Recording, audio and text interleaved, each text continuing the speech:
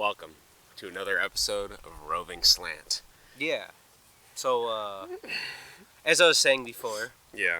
I was going really deep.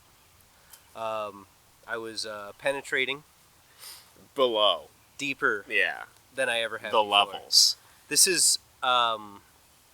I'm just gonna immediately jump off of that. I don't have anything else to say. You're going to hit all the chakras on your way down. Every one of them. That's right. Yeah. Yeah, I opened up the fifth seal. Yeah. Whatever that means. Yeah, whatever that means. This is we're out in nature. Yeah. There's moss. Yeah, you're touching it. I'm gonna do that a lot. You mentioned that you might self-diagnose yourself with ADD. Yeah. Maybe I'm the real person who has ADD. Which it is potentially possible. But the thing is, I don't want to hear about it. I just want to pick moss off the ground and throw it. Yeah. I mean, that's the way to solve it, right? Yeah. Is to touch things. Yeah. Yeah, I've been struggling a lot with focus, and it's funny because I thought that quitting caffeine and then going on a dopamine detox, like just lowering every sort of auditory and visual stimuli would somehow make it easier to focus, Yeah. and it's only had the complete opposite effect. And so I've just been scatterbrained Yeah. constantly. You're probably, your brain's just like, we used to do things. Yeah. We should just, come on, get some things in here. And it's funny because I just started listening to the Huberman podcast, and it's a scientist of some sort that talks a lot about the neurochemistry and neurobiology of stuff, and he has an episode on ADHD, and one of the funniest things about it was this revelatory moment where he's talking about, for me, not for him, but he's talking about how dopamine having higher dopamine is what makes people with ADHD more focused, and which is why they prescribe them. I forget what those are called. They prescribe them Adderall and Modafil. Yeah. I think they're called methamphetamines. Yes. Amphetamines. Yeah, amphetamine. Yeah. Yeah. Because they stimulate the dopamine in your brain, and that somehow makes it. I forget what the specific reason is for why it makes it. Yeah. Easier to focus. But I thought it was funny because I was considering, okay, well, if I do have ADHD, and which, if you just listen to these episodes and you hear how much I jump to random book to book to book and all that stuff, those sort of things, I don't know if that's specific to ADHD, but yeah, I think that, like, okay, my sister, my cousin, a few people in my life have been diagnosed with ADHD. Mm-hmm. From what I can tell, it's not too hard to get diagnosed from ADHD from talking to some people that I know at, like, work and stuff. Mm-hmm. So, like, I always kind of been like, well, like, I very well could. Because, like, I pick at things all the time. I like to move my hands and do stuff. Mm-hmm. But, like, realistically, it doesn't affect me, I guess, other than that. Mm-hmm. That makes sense. I also consider if the diagnosis is easy, I wonder if it is due to the fact that we're sort of in an environment that gives us ADHD in general. Yeah. I mean, you just think about, okay, if like dopamine and different brain structures are responsible for people that have ADHD, how is having all of this stimulus on instant demand at all times going to affect the maturity of those sort of systems? Probably, I'd imagine it would have some sort of adverse effects in some way. Oh, yeah. So I sent you a documentary.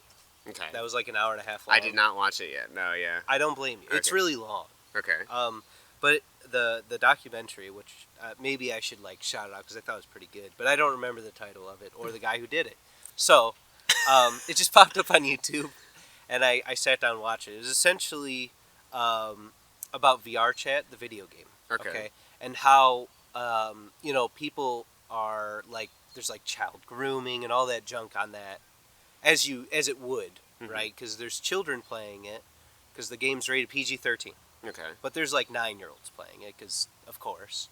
And so, like, you go into this documentary. It goes into all these different kinds of like weird things that are going on. Like you can buy like someone will put on like a not safe for work skin Hmm. and like give you like a lap dance.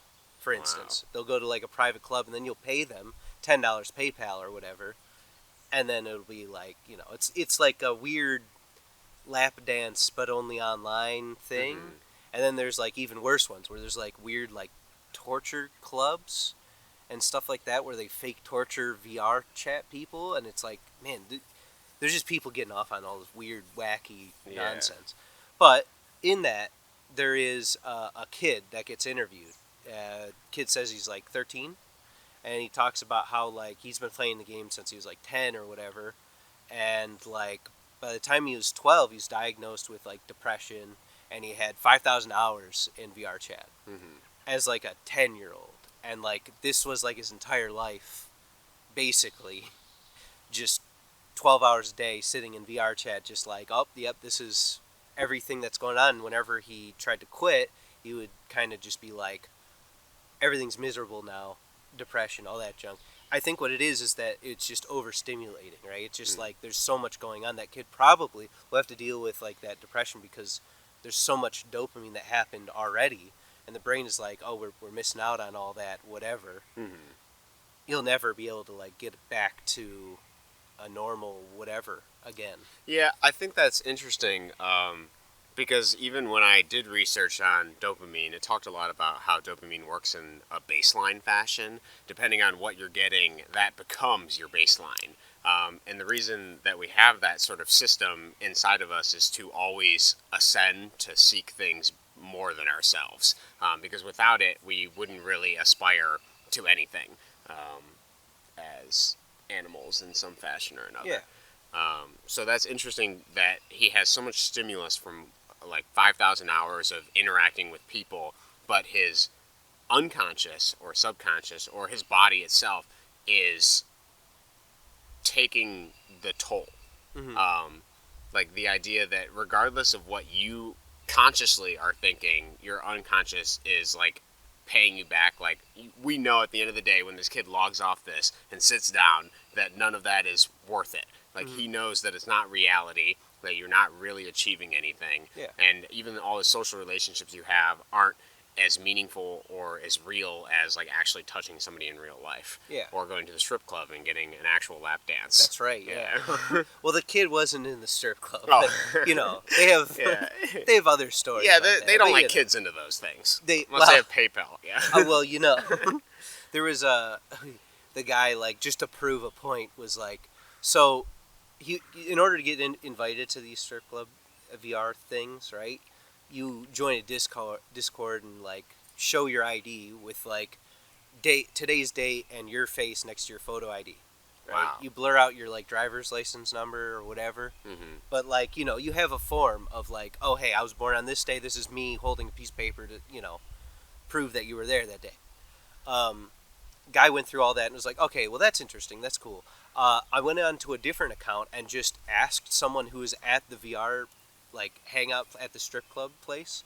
Just asked it to join them, and they just accepted it, and I was able to join anyway. Wow. So it's not even like preventing them at all. No, they probably just have that sort of process in the open in case they're questioned Yeah. at all, because legally, I guess maybe. That's exactly what the guy was Yeah. saying too. It's just to say like, no, we tried, Hmm.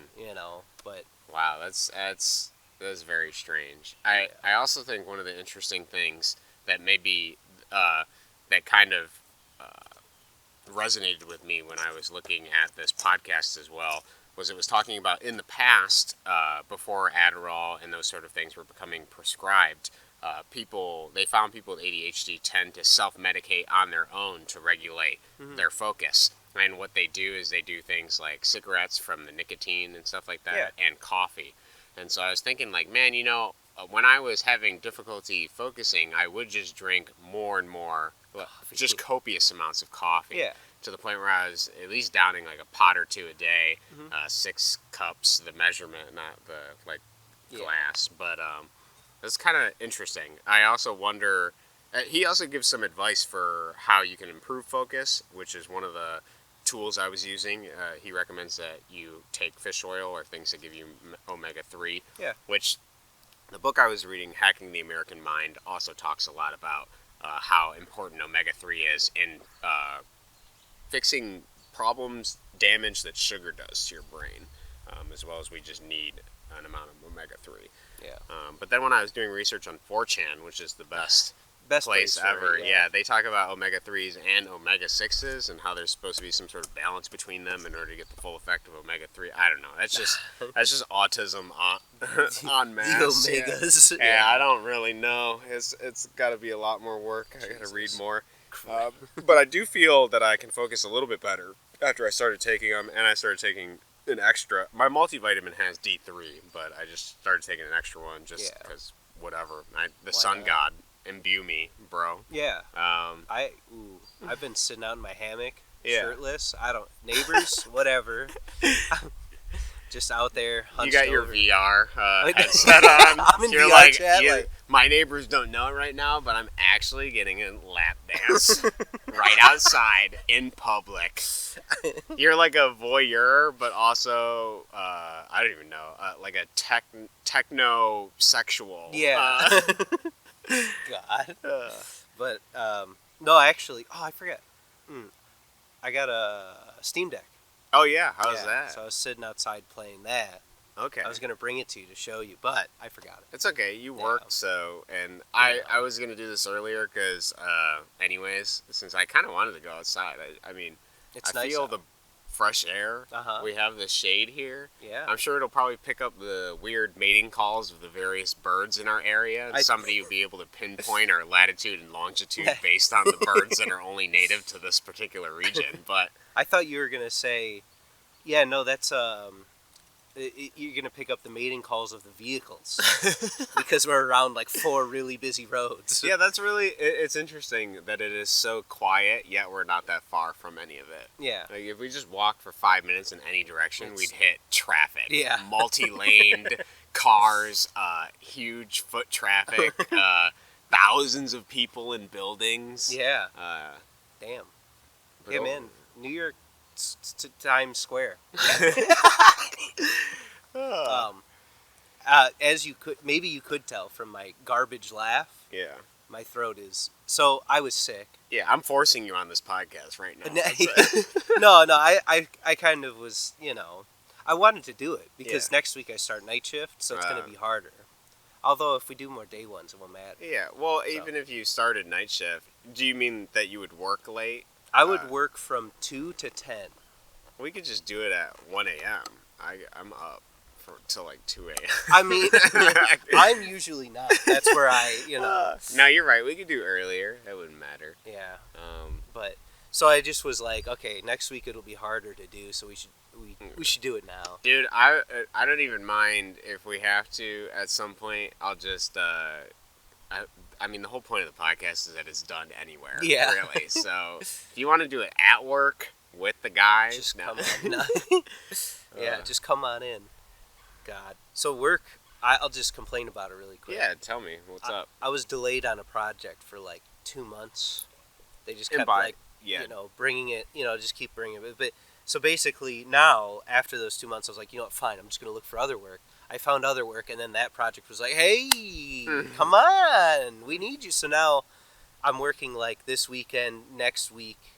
So I'm working this weekend day shift, next week night shift, and then day shift again over the weekend, then night shift again, then I have the weekend off. So it's going to be like 4 weeks of work.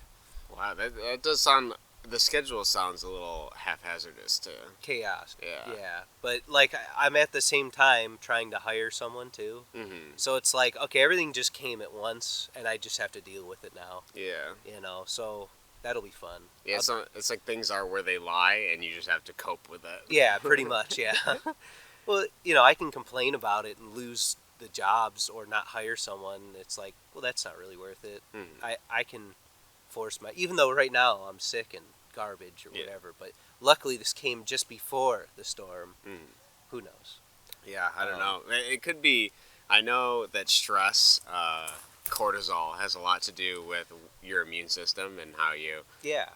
So Maybe even just the stress of all that stuff made it easier for The bacteria. something to get you sick, and then you're just manifesting it basically. Yeah. Well, so like, do you want me to tell you about the symptoms that I've had? Yeah, tell me what happened. So like, I got sick. Mhm. It was probably like Monday. I felt the worst, right? And so like, started on Monday, and like I woke up, my back was really tight and sore. I'm And assuming you weren't doing isolated back no, exercises. no, I was. It was unusual. Yeah.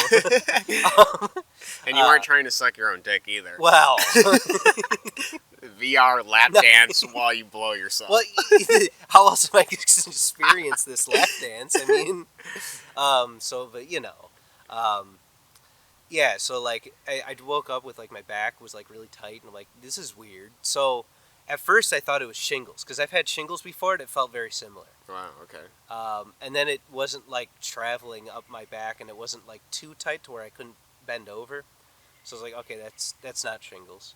The next day I woke up worse, just like phlegmy throat. My throat just was dry and painful. I had like a dry heave cough that was pretty miserable. So yeah, we didn't do the podcast that day. And then Wednesday was like I started to have this weird thing where I think I have a pinched nerve because my middle finger, pointer finger, and thumb on my right hand, just the tips of them, they're numb, and they still are.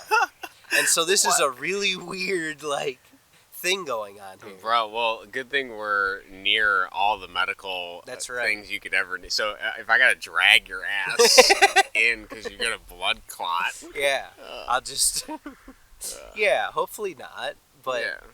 looking it up, like it seems to be a pinched nerve, which is like a knot in your back, just in the right spot to block a nerve that goes to these fingers. Wow, that's really weird. Yeah.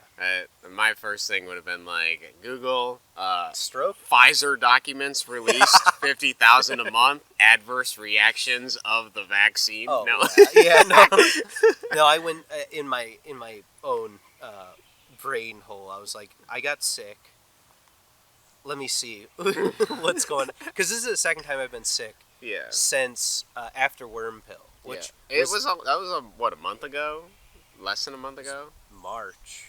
Oh, okay. Yeah, March. Right? End of March. It was end of March was the because it lasts for 14 days. So it was the beginning of April when I finished it. Yeah. So like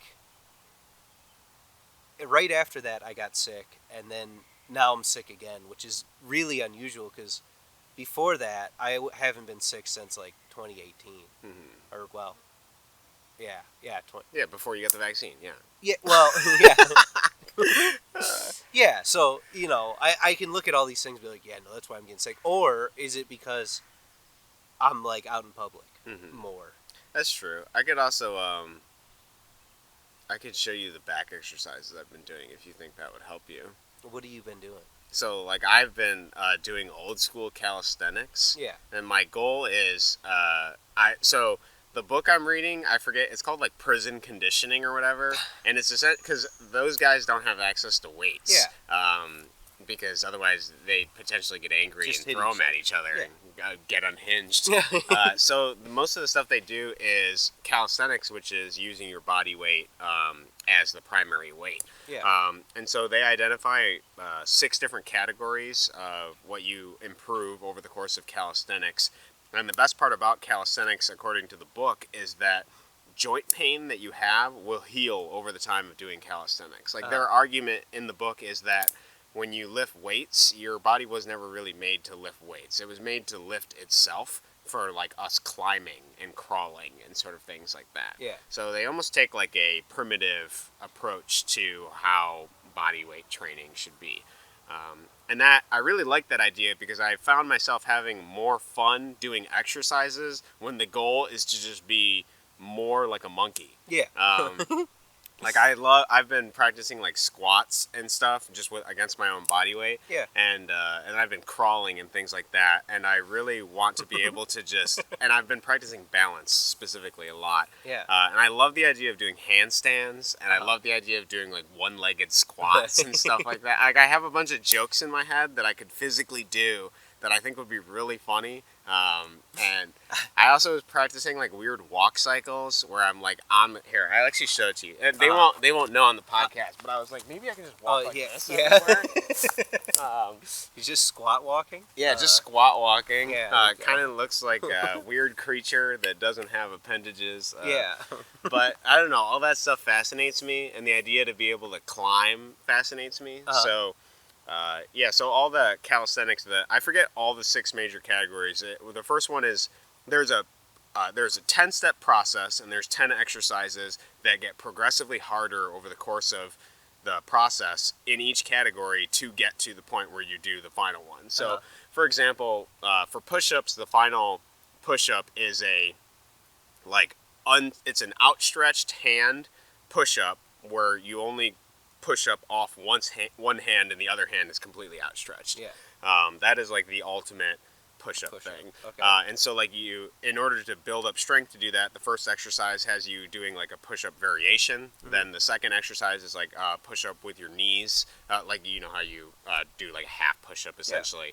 Then it's push-up, and then it's close grip push-up where you put your hands together, and then it's unstable push-up where you have one hand on the higher elevation. Like a book or something. Yeah, like a book.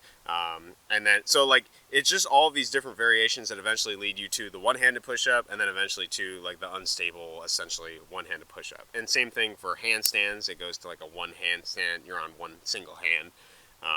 But I love that idea because it also seems in a way like I don't have to learn which I was going to the physical trainer and they were teaching me all of the stuff for how to do weights, but I like the idea of more just being able to do stuff with my own body rather than because I don't need the strength to I mean, I just type on a keyboard all day.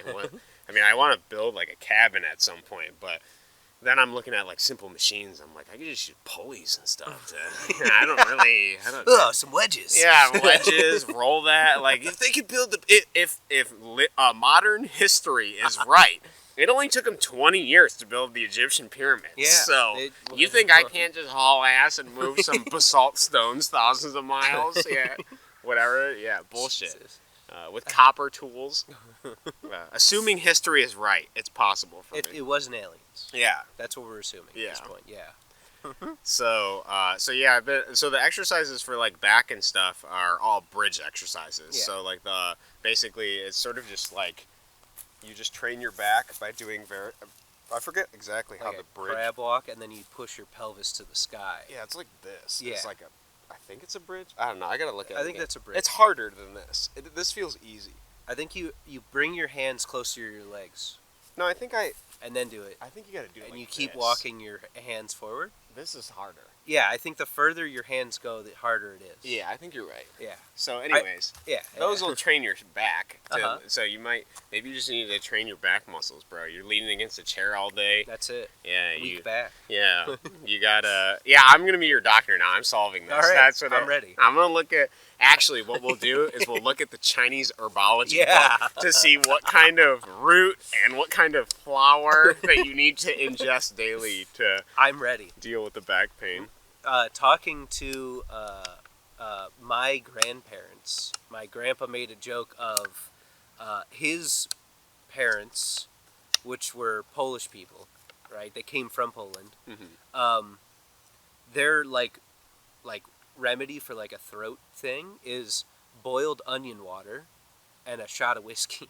Wow. You mix the two. You know, I think the thing I was reading for the Chinese one is almost kind of similar. It doesn't have whiskey, but it was an onion, I think, and then it was like honey or something like that. Well, yeah, honey is like known as like a good one. Yeah. This is more like who knows if it's real? Yeah, I think it is, but hey, you gotta try it to find out, dude. Have some whiskey. Yeah, maybe just swallow some turpentine to get rid of those parasites too.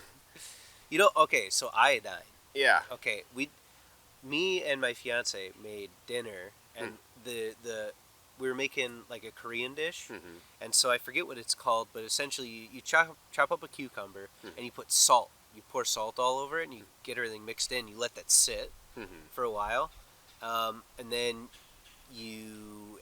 just before you're ready to eat, like the meal, which is like rice and like pork and junk. But anyway, just as you're about to eat the meal, you put that into a colander, rinse off like gently, and then you put those cucumbers on there, and they taste a little bit different. They're pretty good. Hmm. They're just like salted cucumbers. Mm-hmm. But so we used salt with iodine in it. That night I had like a vivid dream, like, wait, why was that such a normal weird dream? And then like I remembered, oh, oh, I see, I'm deficient still. Dude, that's kind of interesting. Obviously, I could see the extraneous amount of salt having some sort of Yeah, I think I know that it doesn't have that much iodine in the salt, but it's still yeah, but I think what it was maybe there's something in the cucumber, like curing it on the cucumber, that made it more, maybe took in more of the iodine aspect. You know what I mean? Or something weird. You know, it's interesting. When I was reading the protocols for how to do iodine, they recommend that you drink a whole glass of salt water. And so maybe I forget the reason specifically. It's like to prepare your thyroid for the intake of iodine or something like that. So maybe like, you know, I just need to. Dude, you gotta get some iodine. That's what it sounds like. It sounds like I need iodine and omega-3s now. Yeah. Yeah. I can't say one way or another. I'm just gonna keep YOLOing stuff until I finish everything I have to do, and then die at 30. I was talking to a friend of mine because we all like realized that like we don't know anybody in like school, or it's stupid, right? We kind of realized, oh hey, like everybody's done with college and we kind of just are living life now. Mm-hmm. And like we're like, people are about to turn 27 and one of us should die according to the rock star whatever. Mm-hmm. So whoever achieves the most is going to die. Mm-hmm. That's essentially what's going to happen next. That's true. Well, I got something to look forward to next year then. There you go. Watch me, baby. I'm flying out in colors, dude. I was going to say too, I've been wanting to try rock climbing. Oh, really? Interesting. So you've been wanting to go back to Monk. Yeah. Yeah, maybe, dude, I'll go rock you. climbing with you. Yeah. There's a place nearby here, too. Well, so my cousin's been going, and he's the one that made me want to try it. So, yeah, probably go there. Hey, whatever. But I'll join if you want. Yeah, I would.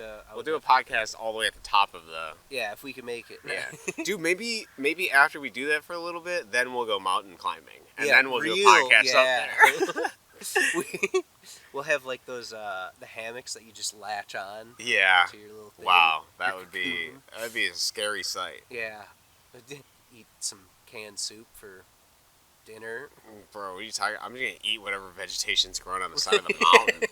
I'm gonna bring some moss. Yeah, I'm gonna bring one of those. I'll just bring a rubber band, and then I'll use my 60-day semen retention wax dart and shoot a bird out of the sky. Yeah.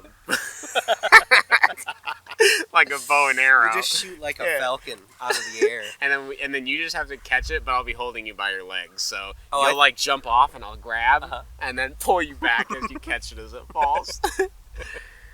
Oh my goodness. Jesus. But yeah. So, do you have... Yeah, do I have a list for this one? That's a good question. Do. I have some funny thing that Okay. I think you might actually enjoy. I mean, you're telling me I don't enjoy all this stuff that we talk about? What do you mean, dude? Yes. Okay. All right. Are you?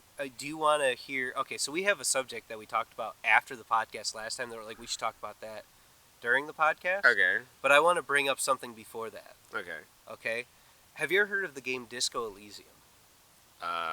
Isn't? Yeah, I think I have. Yeah, it's an RPG. Yeah, I know exactly what you're talking about. Let me look up. Let me get a picture of the stat screen. Okay. I think you might like this. For whatever reason. So it's an RPG. Yeah. And you have a stat screen, as you do in an RPG, but the stats are like weird because you're a detective, and so your stats aren't like strength or stuff like that. You have like weird effects. So like you'll have like an intelligence stat, and then sub that stat, like a subcategory. Yeah, okay. There would be like one that's called like encyclopedia. So like you would like walk around and like you'd click on something, and the higher that stat is, the higher the chance that like your encyclopedia part of your intelligence brain will talk to you and say something about something that you're looking at. Oh, So interesting.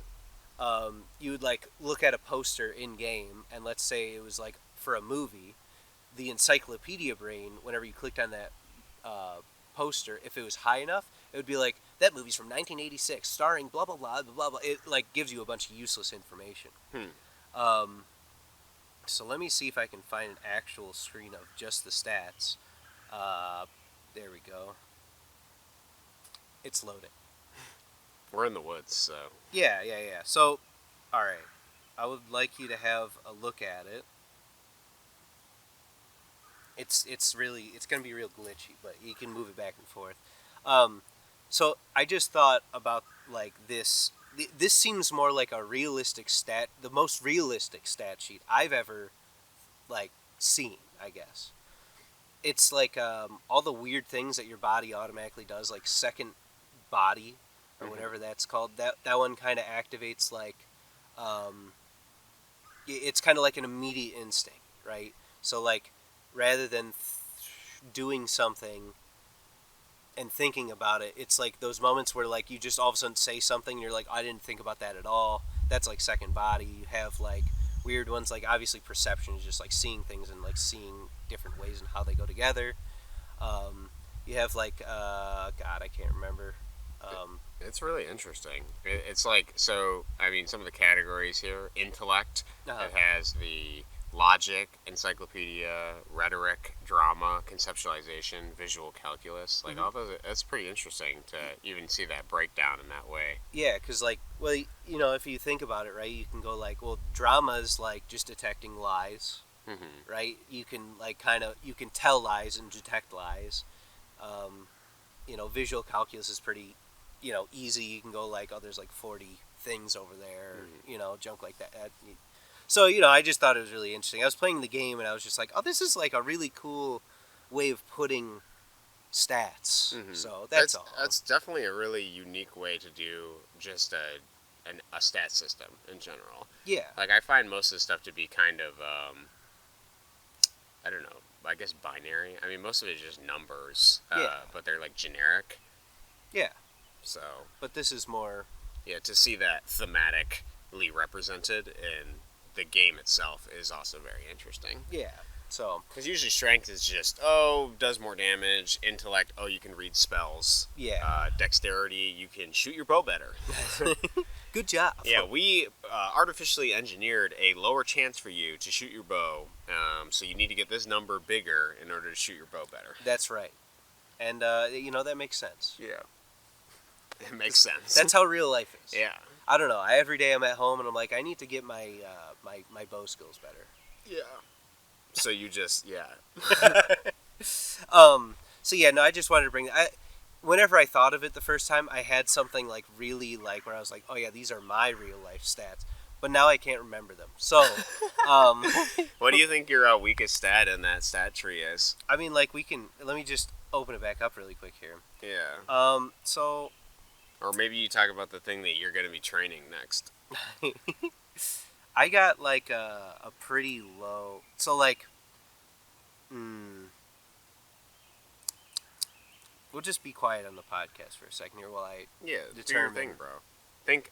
I want to hear on the podcast you thinking. authority. Lowest stat authority. You think so? Yeah. Yeah. I'm not. I have a high empathy, low authority, because I'm not very good at just putting my foot down and be like, this is my way. That's kind of what in the game at least authority is. Mm-hmm. I would say for like a high stat, I don't know, maybe suggestion or something like that. Um, yeah, I don't know, man. I can see authority. I mean, maybe I've seen a lot of people that struggle with passivity and lack like more assertiveness and stuff like that. Yeah, So I can, if you believe that that's a low stat for you, I can also see it in myself as well. A Yeah. lack of assertiveness in certain situations. oh yeah. I mean, like you know, it's just, yeah.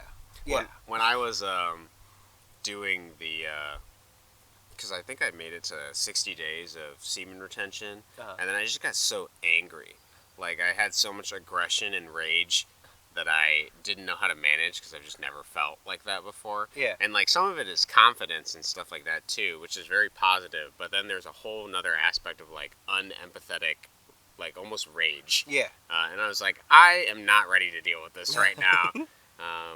And so I think that even in that, the certain emotions that we haven't really wrestled with in different ways. I can see like aggression as something natural within all of us, but it's probably something we suppress Yeah. more often than not. And I think that's probably my weakest thing to deal with is like aggression and anger. I think I can be more assertive. I can be absurdist too. Yeah. But I lack the ability to figure out how to channel that sort of aggression into something productive. I know how you're. So I feel that way sometimes, right? And like I don't know where it comes from ever, but there will be like days where I'm just on my man period, and I need to go chop firewood for like 24 whatever until I'm tired, in order to like get all this like pent up rage or whatever out, and then I'm like, okay, back to normal. It's the weirdest thing, but like ever since I was younger, I would do it like middle of the summer. I'd just be like, oh, I'm really angry today. Let me just deal with that really quick, and just went out into the woods, or well, at my parents' house, just chopped firewood for a while and felt better.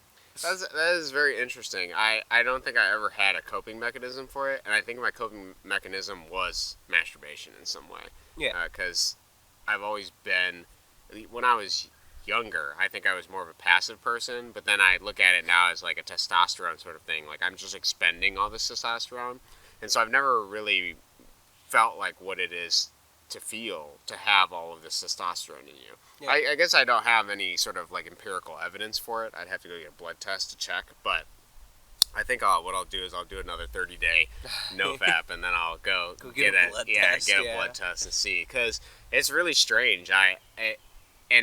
It's the only, like, it just completely draws me into like wanting to just essentially procreate. That's all it feels like right now. It feels like every time I do nofap, I'm just like, man, I'm ready to have children. And it's like, do I even want kids? That's normal. I think, though. You know what I mean? It makes sense. It's just, it's really strange. I think that's why people get off, is just to get that off their mind. Probably. And,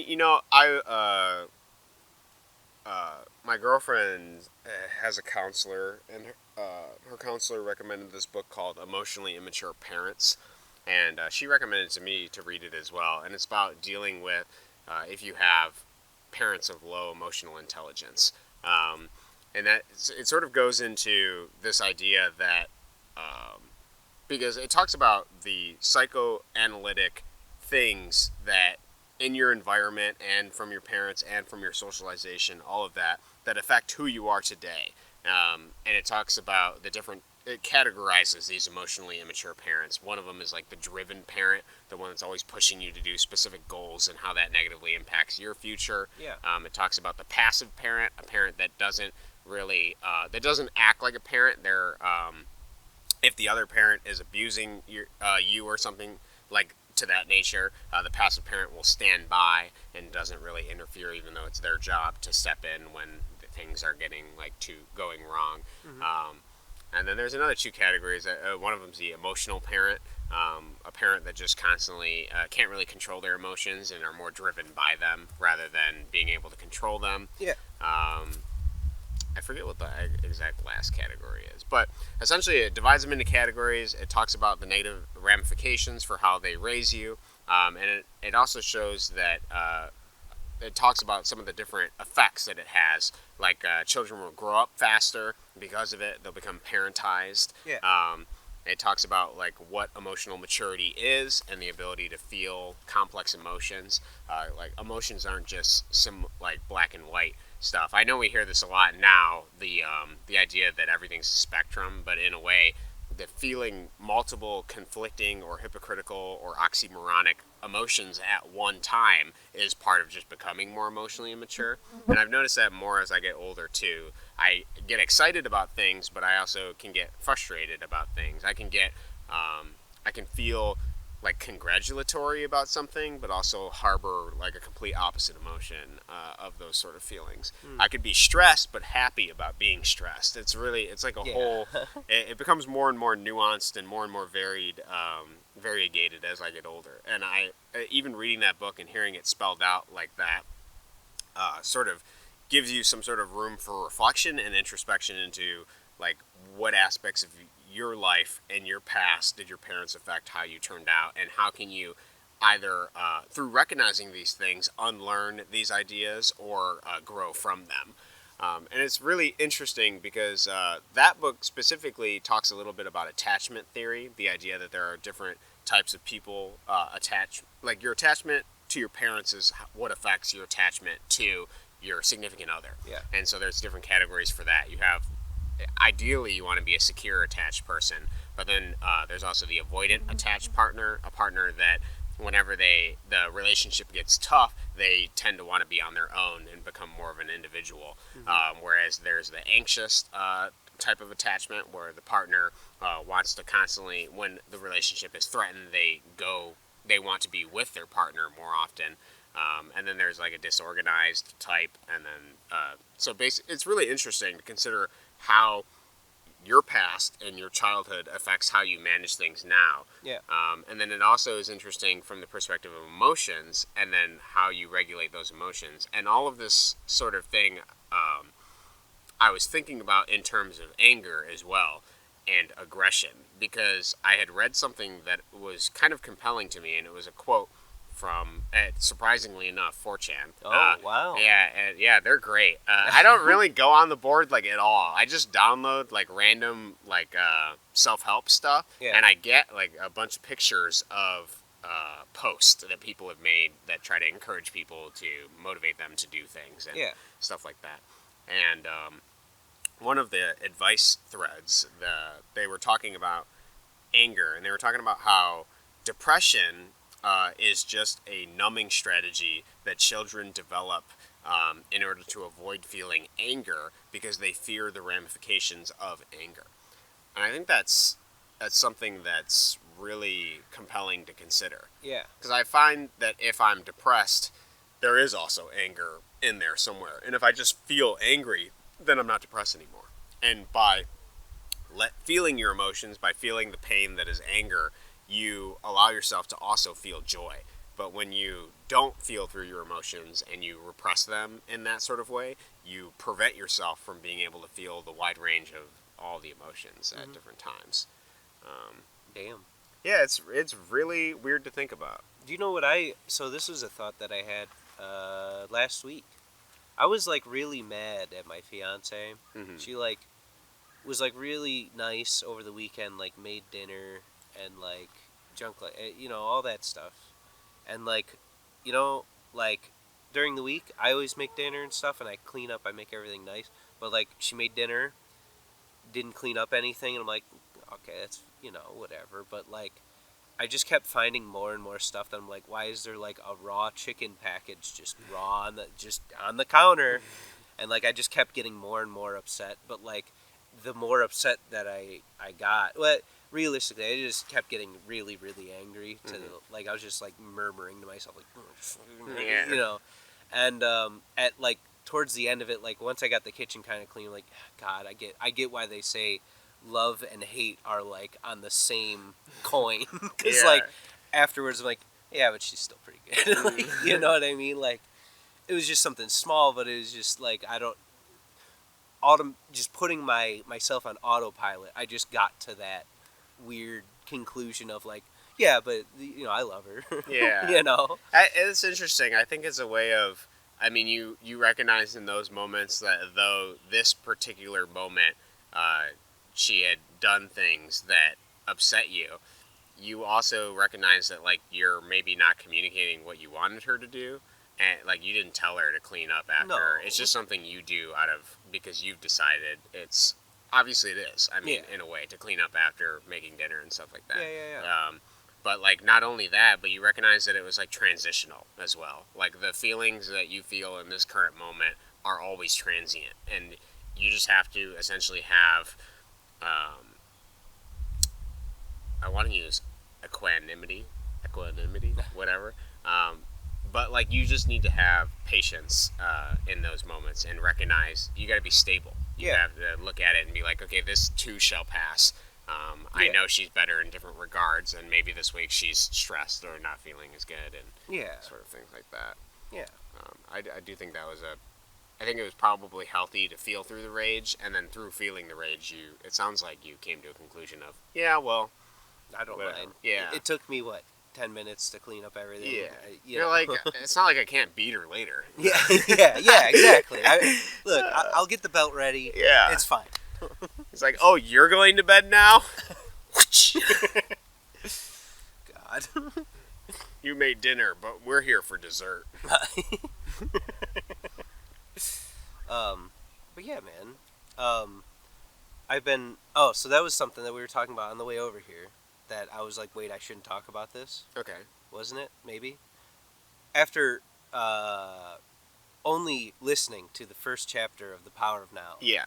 I realized that that's how I used to really be, was just be present in like every moment. Like I just kind of taught myself that because I don't know where I heard it or whatever, but I just was like, there's no point in the past, like reminiscing the past all the time, and there's no point in like thinking about the future when right now is what's going to affect my future and my past. Mm-hmm. It's the only thing I can actually change in order to do stuff. So, I used to really like constantly be like that, and then like I started once I started working more, it kind of just became, I don't know, weird background. But after listening to the first chapter, I'm like, oh, why don't I just kind of go back to that? Not, I have been enjoying life a bunch again. I know, isn't it strange? Yeah. I mean, even since I read that book, I constantly think about just being in the present. And I noticed that this, it's kind of not only just the present, but even in that little story you talked about being angry, it's also a recognition that, in a way, it's you can view it all at once, right? Like you view, like, in those moments you looked at your past of the relationship, you looked at the present of like the things that she did that you disliked, and then you look to the future of like, well, it's not always going to be this way. Yeah. And I think that there's it's healthy to be able to jump between all of those sort of things without being just completely caught up in the past and who you were there. Yeah. I think that there's always that kind of corny line that I've heard. I forget what writer ever wrote it, but it's the idea that you can't change the beginning of your story, but you can change the ending. Yeah. And as corny as it is, it's also true. Like, you are a summation of all your actions. So if you started terribly and made poor decisions, there's always a moment to be better. Yeah. You can always have like that hero moment at the end there. Yeah. You know? Yeah, you can throw yourself on the atomic bomb as it's dropped. I'll stop it. Yeah. Go long. Dad, this one's for you. All those years of playing ball in the yard paid off. Oh God, you did it. Hey, dude, I can't be funny on this podcast. Yeah, there we go. Oh my God. Yeah, good thing we're in the woods. Yeah, it's true. You've helped me. Yeah. By me coughing, there's less mucus. Oh my goodness. But so, yeah. Whenever you're talking about the parent thing, what was the first parent that you said?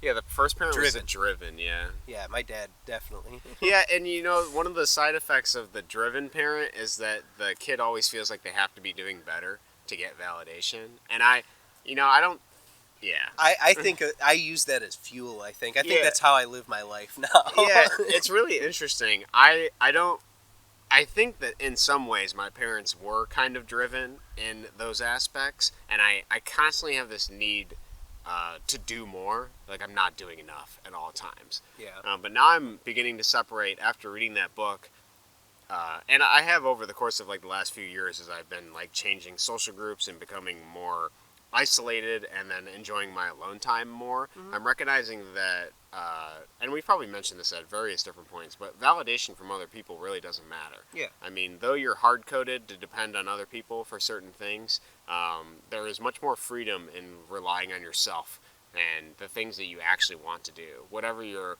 your true self. You can call it a soul. You can call it the Greek daemon, as they refer to it in philosophy and stuff. Yeah.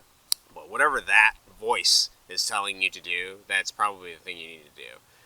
And it's funny because I spent, I don't know, like 5 or 6 hours just walking in the woods with one of my friends yesterday because we were going to play board games, and then I guess we just decided we didn't need the dopamine from that and just spent our time walking outside. Nice. Yeah, for hours.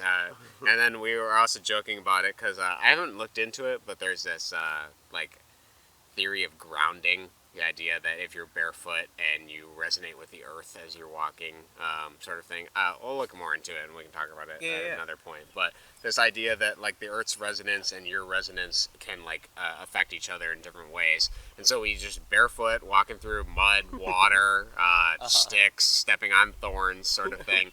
And while we were talking in all of that conversation, we were talking about the idea that we were talking about depression and anxiety, and this idea that your body is actively telling you to do something. It is actively telling you that what you're doing is not what you want to be doing. Your subconscious is taking its toll on you, and it's sort of the whole point is that your anxiety is to motivate you to do things that actually matter. Yeah. But then people will take that anxiety, go to the doctor prescribes a pill that like prevents you from communicating with your inner body to be able to do what the hell you're supposed to do. Yeah. So it was pretty interesting. Even talking about that, we were talking about like time sinks, time wasters, how much we struggle with like different things. Like I talked about like pornography is like a struggle. He is like struggling with cigarettes, and it was really funny because he was talking about how he's like, yeah, I quit for, I think he did like a week or something like that, but he was doing one of these 2,000 hitter pens. They're like little, I think they're disposable pens that you, and he there's a calculation that you can do to determine how much, I think it's the nicotine, how much nicotine you get from that compared to cigarettes. Yeah. And when he did the math of the 2,000 hitter, which I think he said he would finish in about like 3 days, that was the equivalent of doing 160 cigarettes in 3 days. Yep. And it was kind of crazy.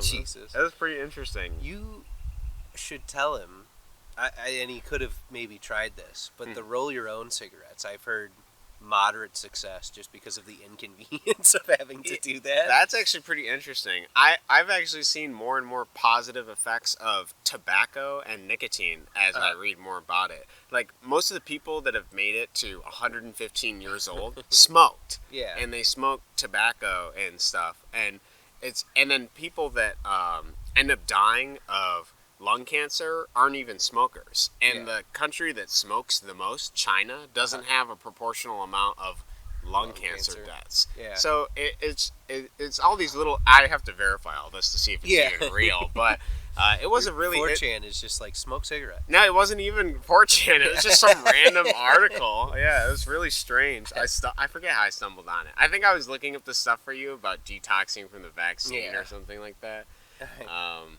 And then I ended. So maybe it was 4chan. Yeah, I guess. I just went straight there because I was like, where do I find information from a whole bunch of people that collectively work together to figure out a solution for something? It's like, oh, that's right, 4chan. Oh, good. My favorite collab site. Yeah, can we all make a Google Drive? I really need all this information. Oh my goodness. Damn. But yeah. Oh. Dude, that ant wanted in. Yeah, he wanted in on our podcast, dude. What is Mother Nature doing? It wants to speak. Let the ant speak, dude. Let him speak. But yeah, dude, I'm going to say dude 4 more times. Okay. So, dude. Dude, so walking around nature barefoot. Yeah. Right? That's nice. Yeah, it felt really good just to sort of get back to... I think the way I characterized it when we were walking is that nature is kind of that universal constant. And when you focus on all of this extremely quick media, time just starts to go incredibly fast. Yeah. Everything feels like it's going 1,000 miles a minute. And I think maybe some of that has to do with we're inside more and we're not seeing the sun and the moon literally cycle day in, day out.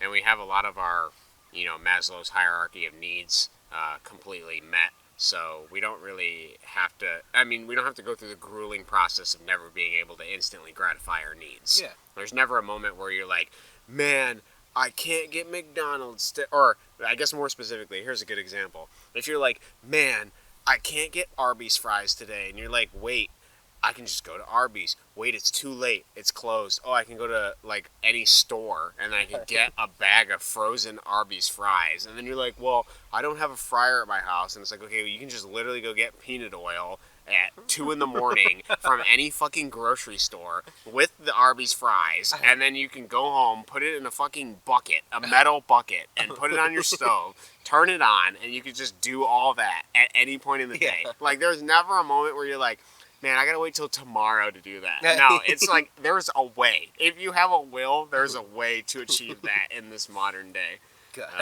And I think that when you separate yourself from that and you just kind of like are out here, like we are now, time goes way slower. And I realize that I guess to go back to the power of now, he distinguishes between them as psychological time and clock time. That psychologically you could be speeding up your time and essentially just watching life go by, but you're not really paying attention because you're just wasting all your time playing video games or I don't know. Gotta fill out the battle passes.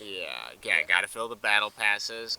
And you paid for the battle pass too. I'm gonna tell my kids that I filled out the battle pass. Yeah, you're gonna. They're gonna be like, whoa. Yeah, instead of like I'm your gonna go to child grandfather rooms in VR chat. Yeah, by then the haptic bodysuits would be really good. Oh yeah. But I was gonna say instead of like going to your grandpa's house and seeing all his medals from when he served in the war, you'll just have all your battle passes that you printed out pictures of and framed. Yeah, man. The Apex servers aren't on anymore, but I took a screenshot of my favorite skin I got from a battle pass. Yeah, you're gonna love this. So back then we used to buy digital skins. You mean like NFTs? Yeah. You're like, you're sitting there and you're like, bro, you're like looking at your kids and you're like, I used to go to work. I used to sell my time to get things that don't even exist. Sort of like how you do now. Yeah. Like, what are you dating 50 different girls in your class right now through Facebook in the metaverse? Yeah. Oh, you're a real estate dealer in pixels. Yeah, all the kids just have like jobs by like 15 or 12 Yeah, or they're whatever. literally, you're like, oh, what are you doing, son? He's like, well, lately I've been creating incredibly interesting neural networks on Roblox servers that abuse Indian scams from the 2000s in order to manipulate people who are stuck in a haptic metaverse. No. Oh, bro. And then you go to like your like daughter's room and you're like, how's it going in there? And she's like, oh, I'm just getting groomed for the 14th time today. Yeah, I really don't feel the validation. I don't feel like a real person unless I get attention from people that also need attention from me. Yeah, that are 34. Yeah, it's completely ironic because like these strange balding these strange balding men that don't get outside, have vitamin D deficient lifestyles, have never even seen a tree, let alone touch one, have novelty seeking behavior that has led them to neurotically and schizophrenically talk to me, to groom me into being their perfect waifu on this game that they'll never be able to ever reach the closeness of a real woman. Yeah, I'm doing that for the 14th time this week. Yeah, they pay me on PayPal. Yeah, PayPal lowered the age. You only need to be 6 to get a PayPal account. Once Elon bought Twitter, things got weird. Yeah. It was... Things went, like, real downhill. Yeah, his wife, who's in like this strange relationship where they kind of see each other every so often, released a TikTok where she was talking about how the only way communism is going to work is if we have an AI take over the world. And after that point, I realized that she probably got that from Elon Musk himself, and that all of those things that she's talking about are the reality within the next 10 years unless we literally manifest archaeofuturism, where we primitively go back into the woods, build our houses, make sure that we have auto turret systems powered by... Yeah, you're going to need auto turrets for the drones that they have heat-seeking you down in your homestead. I'm going to have... My homestead's getting drone striked. Dude, yeah. Not only is it getting drone strike, but we need to buy Boston Dynamic goats that have guns mounted on them that are solar powered. Oh god, you're sleeping in your homestead. Yeah. In the middle of Oklahoma. Mm-hmm. And you just hear like the alarms go off, you're like, ugh. Another day. Oh god. Elon Musk, when will you give up? You have like your whole thing is in a aluminum foil dome, so that Starlink can't see you and what you're doing. They put so much aluminum oxide in the air that sun is completely refracted. Bro, I'm killing you with these jokes today. I will die soon.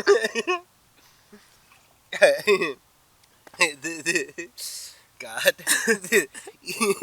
Elon starts like laser killing people with Starlink, and like people are like, good thing I wore my aluminum foil today. And, yeah. Dude, just literally aluminum foil morph suits that people wear. It looks like that one episode of SpongeBob in everybody's house. You know, the one where they like go to the future and everything's chrome. Yeah, that's what everybody's house looks like for the rest of their lives. It reflects so much light, and they're almost mirror-like, so you can't even tell that they're there and standing.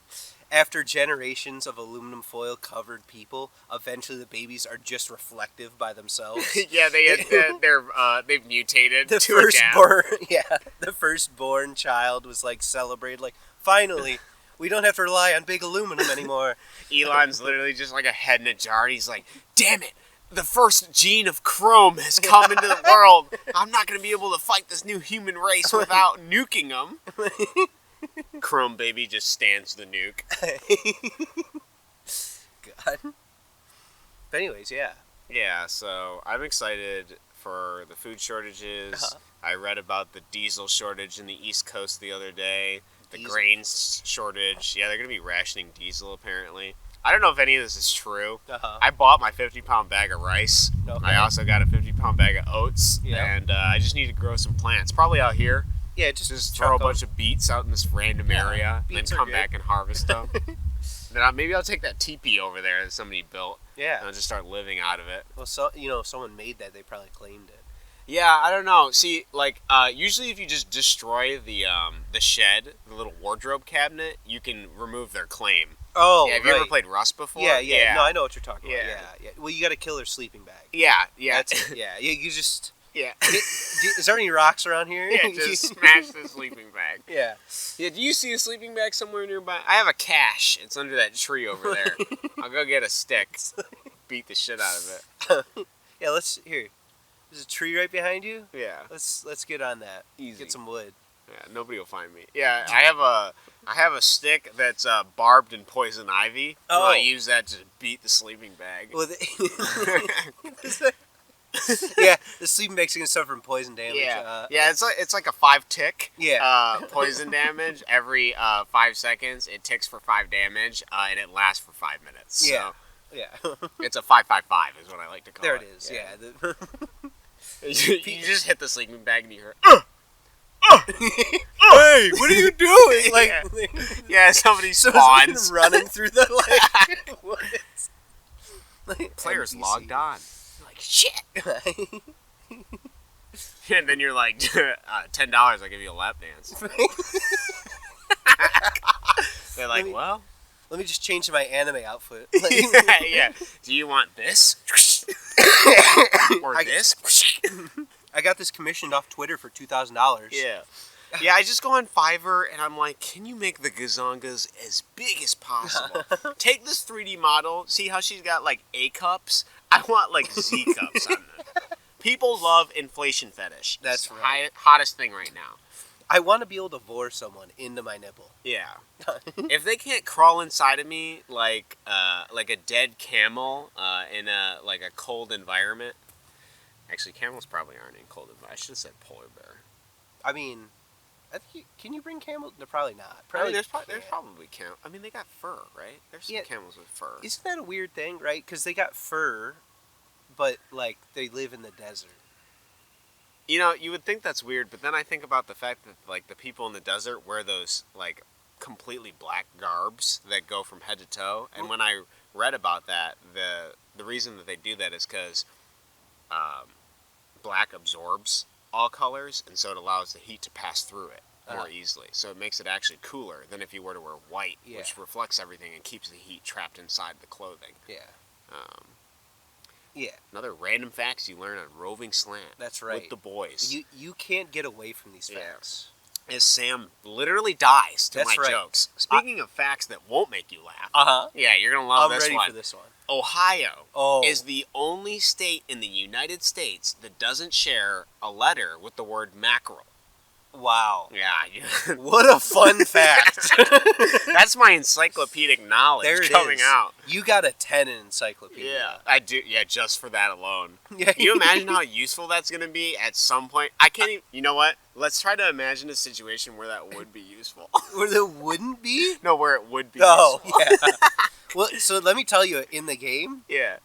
you can set your stats to custom. Okay. If you set encyclopedia to 10, everything that you do, 50 things come up with word definitions. So someone would be like, yeah, so like, let's go to the malt shop. And you're like, definition of malt. Malt is a shop. Shop is a, and it just like, you have like 4 paragraphs to read about a million things. That's pretty interesting. Yeah. That's a pretty good So- thematic representation of, or like a real representation of that stat. You just literally get like super autism. Yeah. Where you remembered every word in the dictionary, Yeah. and now you have to remember that every single time someone talks about something. Mm-hmm. Rather than digesting what the information that they said, you have a million times other. It's a weird thing, right? Yeah. But I think we're all autistic in our own way. I think so too. I don't Yeah. think. Yeah, pretty much that. Yeah. That's kind of what I'm thinking. Is there anything particularly autistic that you do that you think nobody else does? That nobody. So like I've told you about, like I would not knock on things Mhm. sometimes.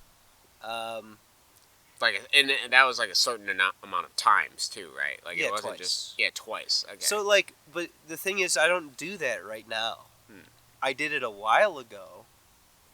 Whenever we first started the podcast, I was doing that like everywhere for like weeks. And then I think after I told you about it, my mind was like, oh, we don't need to do that anymore. Huh. It was almost like exposing it. Yeah.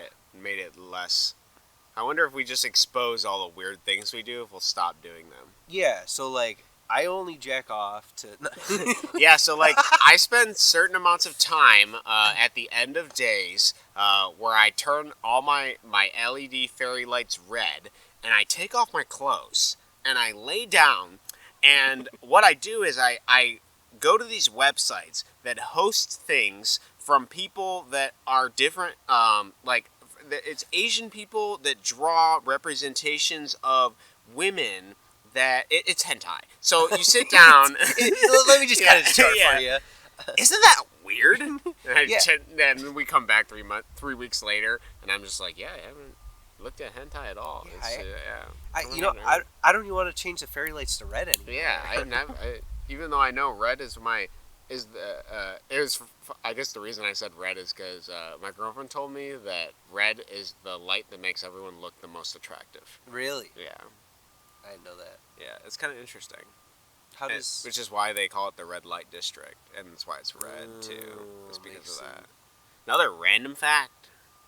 Damn. See, you got random facts that are like more real life based, whereas like I whip out like SpongeBob episodes and Family Guy. Yeah, that's true. You have an encyclopedic knowledge of SpongeBob. Yeah. You've lived. All of your past experiences that you draw from were written by somebody that was writing SpongeBob. Do you want to know why I brought up SpongeBob, though? Why? My fiance, growing up, never got to watch normal TV. Okay. She had PBS. You mean? Yeah, same for me too. You I did? didn't have cable. Yeah. I only watched PBS. So, like, but you've seen SpongeBob. I've seen episodes of it, yes. Okay. But she's like, literally her mom was like, oh, if you watch SpongeBob, you're going to rot your brain and you're going to end up like some stupid idiot. And that's true. And now she got the worst of both worlds because she's dating the person that was raised by SpongeBob. That's right. Yeah. She's married to a SpongeBobite. That's right. But, so now she's watching it. Yeah. Is what's happening. Yeah, because she's trying to connect more with you. Because, You think so? yeah, I think maybe... I don't ever go remember that episode of SpongeBob? I don't ever do that. But yeah, you but know. maybe when you make decisions in real life, you consult the memories of SpongeBob episodes to I decide. probably do. Yeah. No. You're like, dude, there was this one episode where Patrick decided to lay under his rock. I think maybe I need to do that, but in the physical reality. And my rock is the sun. Yeah, and I you're need to right. lay out the Yeah. sun. I just connected all Everything you do is subconsciously wired to consult a previous SpongeBob episode that you've seen. I'm going bowling and I'm like, man, what would SpongeBob say about this? Oh, technique. Just freaking You're like, am I ready? I'm ready. You do your driver's training test, and you're like, what would Miss Puff say to SpongeBob in this situation?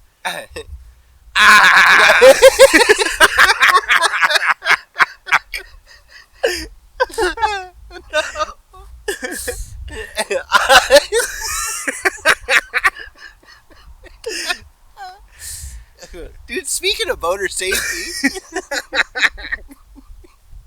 you remember we had to take that? Yeah. Did you ever drive a boat? Yeah, I think I've loosely had some time To drive driving a a sailboat. Okay. Not a boat. Because let me tell you, the moment that my dad learned that I took a boater's safety course, he was like, okay, we're going out fishing. You're driving. Immediately he was like, oh, we're breaking that puppy in. Come on. I think he thought that it was optional. I just was showing interest in something. He was like, father-son time now. He's like, my boy wants to drive boats. He's going to be the best damn boat driver. He's like, we've been fucking putting him in front of SpongeBob for years now. I was worried he just had low testosterone, but now it looks like he actually wants to do something real. He doesn't just want to jerk off and find all his cum rags in his closet. Did you tell that on the podcast? No, that was what I was telling you about. Yeah, you gotta fucking tell that. If you can breathe. What? Alright, anyway. So, okay. So this is something we talked about. I'm dying, actually. But, so this is something that we were talking about after the podcast last time. Was the story of, when I was young, 13 or so, I started, alright, I was going to high school, or middle school? One of the two. Going to school. And I randomly woke up one day with a little bit of crust stuff in my eye, and it's that's not that unusual. You usually get a little bit of crusty stuff. So I didn't really make anything of it. I went back to bed that night, woke up again, more crust stuff, and I was like, that's really unusual. And I told my parents about it. Oh, that's weird. I don't know. Whatever. They kind of ignored it that time. The third time, I couldn't even open my eyes. It was really, really bad, okay? Now, I didn't know really, what the issue was, right? No one, and, talking to my parents and stuff, they're like, I don't know, there's, no mold in the house, And, so, eventually my dad's like, okay, well, why don't we go check, your attic? Let's go up there. There's, an attic in my room, and we're like, oh, you know what? Maybe there's a hole in there. He walks upstairs, and my bed was facing the door. And he looks at my bed and sees a mountain of used tissues. And just looks at me and goes just clean that up. and that fixed the issue. So we were good to go. I had been collecting a mountain of tissues for some reason. Yeah, for no reason in particular. Dad's like, you know what? Maybe he is gonna be a boater. Maybe he actually has testosterone. My son isn't just a SpongeBob machine. Maybe he is ready. I can impart him with all this useful worldly knowledge. But yeah, so basically what we were talking about last time after the podcast was like jacking off, essentially. Yeah, we were also talking about like degenerate, like Coomer. High school. Yeah, Coomer stories. Yeah. But we, obviously, I don't think, unless you thought they were particularly interesting, I don't know. If that, I mean, like, I think that one was pretty good. Yeah, that one's good. I like that one. I'm not the best at the story. Maybe if I wrote it down and rehearsed it 50 times, I think it would be pretty damn good. Yeah, maybe instead of journaling, you just write down the funny story. Oh, you know what was really funny lately? What? Oh my God, I stumbled on this because I was, it's a brief intermission. I was looking through, man, how did I get to it? I was looking at random things, and I somehow got to Wilhelm Reich, which is somebody that I believe he was a psychologist or something like that. And I had read some of the excerpts from his stuff earlier because when I was looking into like the dark magic stuff or whatever, the Temple of Solomon book collection thing, Lester Crawley and all of that, there was a bunch about Wilhelm Reich and his essays about sexuality and that sort of stuff. And I was reading about him, and then for whatever reason I stumbled on him again, and I came across he actually is the person that came up with the concept of the orgone energy, which that guy that you saw that had the crystal that had the copper wiring. Oh, is that? That's what it is. It's called orgone energy. Yeah, and I was the idea, from what I understand, just my loose research I've done on it, is that when people have sex, they create energy. And so what he was testing was he built like a box that was like steel plated with like steel wool behind it, and it was like wood, and then he'd have people go in there and have a ton of sex. And then he would take a depressed person afterwards and bring them into the box and have them sit in there and see whether or not they got happier. Yeah. And the guy walks in there, he's like, "This smells a little weird in here, a little sweaty." And apparently he found that like more often from my cursory research that those people like were happier after being in that. And he didn't tell them that they had sex in there or anything. He just had them sit in there and asked them how they felt. And I have to look into all the research for it. But somehow that ends up leading to like orgone energy, and then that energy goes to like fucking stones and shit. Like you can put it in you can stones hold it or something like that. And then there's was there anything about coils? Yeah, there is the coils and everything. Yeah, it has. And when you look up orgone energy, they have all those like weird pyramids with the coils inside of it. It's just like resin dips of stuff. I mean, it's really strange. I don't know how it all correlates and how eventually that theory goes to rocks. I don't know at all. Yeah. And all I know is that he was researching this stuff, and apparently the FDA was like, no, you can't research this anymore. You can't sell your orgone energy boxes to anyone. And so they like came in and like destroyed the boxes and like destroyed all his research materials. And I'm like, that's weird. That's weird. That's enough. That's one of those weird situations where you almost think he's credible, because why would the FDA come in and destroy that stuff for no reason? Some guy had too much happiness. Yeah. We don't want to name names, but we can't allow you to be happy. This guy has made a box where people go and they have sex in, and he's just getting so happy from it. We gotta stop him. He's like, he just like go talk to. He's like, yeah, man, I'm just having a good time. They're like, blow the whistle. Fucking cops are running. This SWAT, like, get on the ground. Yeah, break down the fucking door. He's just in his happy box. Yeah, he's like, man, I feel great in here. They open the box, kick it over. It's like, what's going on? But he's like, it's fine because I'm happy. Yeah, it's fine because I'm good with it. Yeah, destroy all this. I already have my answer. Then he realizes that, like, as they like destroy the blueprint, he's like, no, I'll never find happiness ever again. Yeah. Gotta build another box. What a weird... Man, where can I find a bunch of people to have sex in this box? What if that's like what we become? Like, what if that is the true secret, and that coil energy guy that I talked to, Yeah. like, actually is like he's been right the whole time. Mm-hmm. Okay, and as a race of humans later on, that's what we all wear. We all wear like a gem, a crystal, Yeah. with copper wire around it, just to be like, just makes me feel good. I just feel right wearing this thing. I feel more connected. Yeah. We all drink iodine.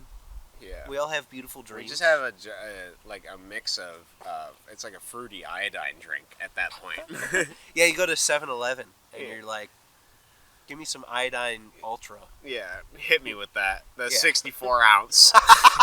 The big jug. It's in a hemp container. Yeah. Take the hemp pill, Yeah. bro. Everything's hemp and worm pill. Yeah. Oh my god. God. Oh, so I've been growing tomatoes. Yeah, how's that going? It's good. You gotta water them a lot? Yeah. Yeah, you gotta water them a lot. I'm growing tomatoes, basil, oregano, catnip, and oregano? Yeah. The only things that so the basil's really good. Oregano's the worst one. Oh, no, sorry, thyme. Thyme is the worst one for No, you. thyme's doing good. Oh.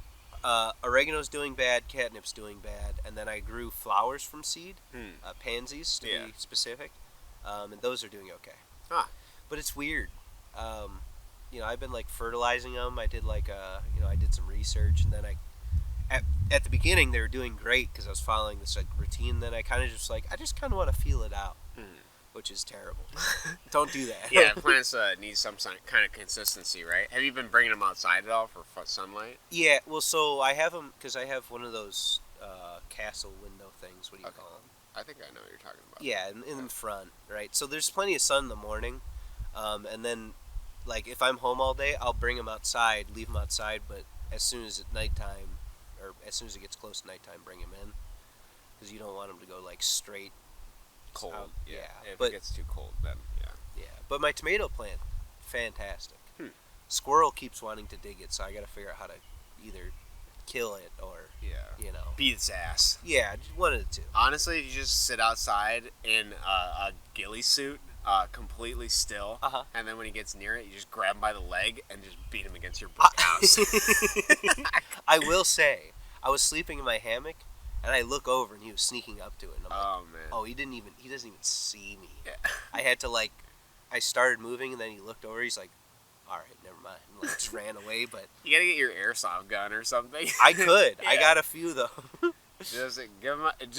Use the Skinner's theory of operant conditioning. If he ever gets within 5 feet of it, shoot him, Yeah. and then he'll learn the pain, and then we'll stop going near it. That would work great if I was home 24/7 and just wanted to sit outside. Dude, you work in robot. Just make a gun, make an auto shooter. Auto shooter. Yeah, and then every time it motion detects a brown squirrel against the green grass, it shoots him. I just shoot someone's neighborhood cat. Yeah, some guy goes to peek over the fence and shoots him. God. I have an airsoft gun that's gas powered. Oh, really? Yeah. I played airsoft for a little bit. What was that like? It's a certain breed of person that plays that. You know what I mean? That gets super into it.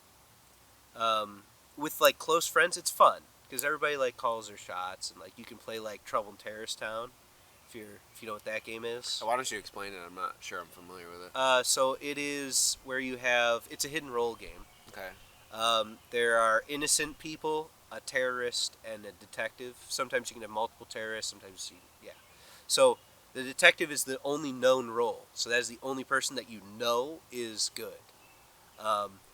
The terrorist job is to kill everybody without anyone knowing that he's the terrorist. Mm-hmm. So in airsoft, what you kind of do is you usually want at least 6 people. Everybody kind of spreads out, and you kind of just feel people out, and you go I think this guy is a terrorist. He's acting real fishy. You shoot him, and if you're innocent and you shoot another innocent, you lose your gun for the round. Oh. and then eventually the terrorist wins or not, depending on if he kills everyone. That's pretty much all it is. That's interesting. So you spread out and like you can interact with people, or you can just hide. You can talk. You can do Oh. whatever you want. Okay, interesting. Yeah. So usually, what ends up happening, like a typical round, like maybe one or two people will just like disappear, and then like hide somewhere, and like the rest of the people will be like, "You innocent? Yeah, I'm innocent. Yeah, I'm with the detective," and like kind of like form a group, and then they all kind of go like, "I think we're all innocent," when in reality someone's probably a terrorist. And then you usually have the detective. You kind of trick them into being like the big dick, and just go like, "Yeah, no, he's got to be the terrorist. He's been hiding in the woods the whole time." Mm. And then detective shoots him, and then you find out that he's innocent, and then you go like, "Well, that sucks." And then that guy, the detective, was like, "No, but wait, the guy that told me to shoot this guy is probably actually the terrorist," and he shoots that guy, and then that's kind of how that usually goes. That's interesting. It is a lot of politicking. It plays exactly like a hidden role game, but Yep. with a little bit more physicality in it. Yeah, except you can run and shoot. Yeah. Sometimes you'll put a bigger gun in the middle of the field Hmm. or something, and you can go like, anybody can pick it up, but if a terrorist picks it up, we're kind of screwed. So like you kind of get to a thing where like someone will always kind of race towards you. You're like, but that's really suspicious of you. Yeah. So you just kind of add things in to make things, A little bit more novel. yeah. Hmm. So, yeah, it's pretty fun. That seems interesting. The only times I ever played airsoft when I was younger, we just like did elimination to kill each other, basically. Yeah. But then that's even pretty difficult because, like, depending on the gun and the FPS of the gun, you're not necessarily. Different people are going to feel different things. Oh yeah. So there's definitely that difficulty in, like, somebody not calling their shots, but they may not be calling their shots, not because they're cheating, but just because they didn't feel it. Because, yeah. Once you play with so I have a gas pistol, Okay. and so like that's pretty good. I'm pretty accurate with it without even I can like almost hip fire, Mm-hmm. and like because you can see the BB fly, I can kind of like calculate or whatever and aim better. And so like with the if everybody's using a gas gun, you can feel it. Mm. And there's certain spring guns that we would have that were around that were also like that works pretty well. Usually, if you're playing Trouble in Terrorist Town, everybody uses a spring gun, so you're like even playing field, and then you put a good gun in the middle, so something that's like automatic, and then whoever gets that can just murder people.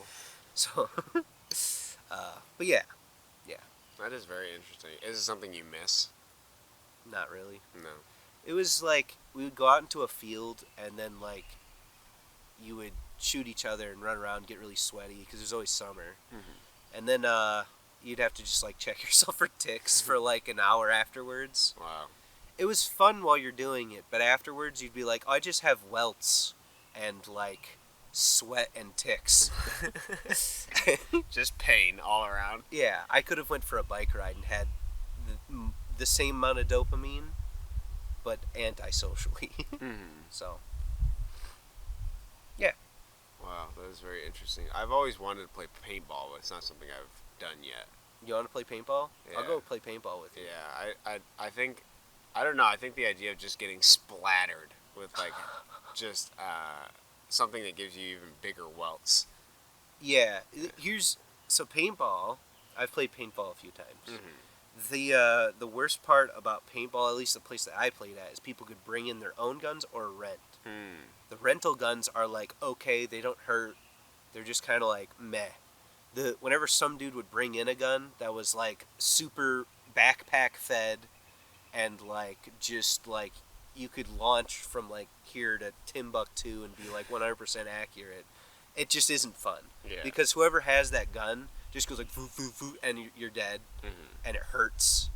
Whereas like you have this like thing that's like, oh, maybe I'll hit him from here if I arc it enough, So if you get all rentals, it's fine.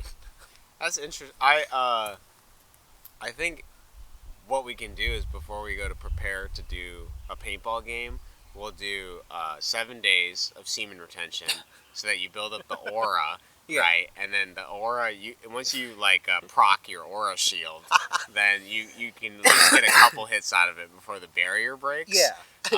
And then like worst case scenario, if you run out of ammo, there's the wax dart. Yeah, Um, yeah. That's an yeah. extra bullet. And then if anybody's gonna get you from behind, you just make sure you've been doing your glute training, Uh, and then like you catch the bullet in between your cheeks, the painted bullet. Yeah, Yeah. just clench, or you clench right at the moment it would collide and it bounces off because it reverses Yeah. all the energy. Or you do a reverse aura where you channel the chakras to Yeah. your spine, Yeah, that's true. thus reversing the shield. As well as one of the other moves you can do is if you bring your welcome mat there, you can ground yourself to the welcome mat. So every time somebody goes to like shoot you, the bullet just completely misses because you're earthquaking from that specific moment. You get there and like you realize that like everybody there is hardcore on the semen retention, and 7 days wasn't enough. Yeah. And like we just get outclassed. Like Yeah, people are like, "Yeah, man, I haven't coomed in 4 years." Yeah. And like you can't even hit him.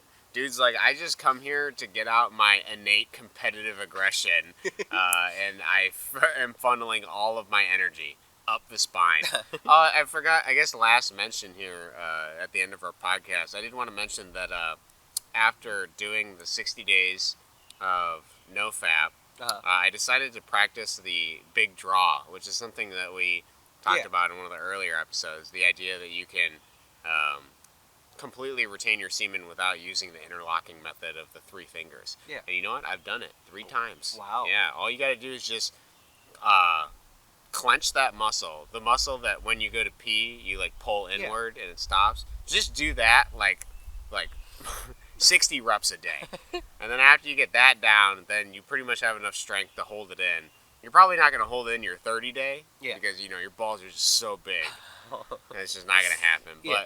But you know, it's all a learning process. And I think the thing that was interesting to me is they talk about men and you know what? Does any of it matter? That's really a good question. Does it matter? I was gonna say that they talk about men that can actually achieve multiple orgasms. So wait, all right, I've achieved that. Oh, have you? Without any training or anything. Really? Yeah. Why are you? And I'm not talking. Oh, you're talking about like you just lose the semen though. Yeah. Yeah, it's Yeah. like, Well, okay. yeah, it's while retaining. Like you Yeah. have the orgasm, but you don't leak any semen, and then you don't have like typically you're supposed to have like a 20 to 30 minute refractory period. Yeah. But I know some people are different. Like I don't think I have that sort of long of a time for a refractory period. But you know, regardless, if you want to retain your energy, just start clenching it, bro. Right as you're about to bust, just pull in. Oh, I did the teeth clenching thing too, and the arms. Just and like the channel it up your picture. spine. Yeah, just. Yeah. Just like if you go, well, it was the first episode or the second one? I think it was the first episode we talked. Maybe Yeah, it was. The stick figure of the teeth clenching. Yeah. Yeah, literally that works. That's it. Just do it. Damn. Yeah, and then you can last longer in bed. That's how you achieve it. That's it. Yep. Damn.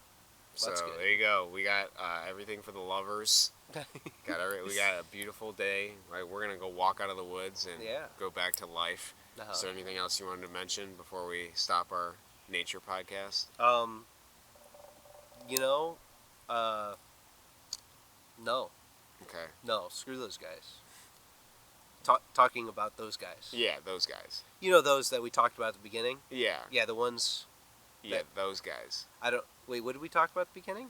The guys. Oh. Right? Yeah. Those. Those guys. I hate those. Men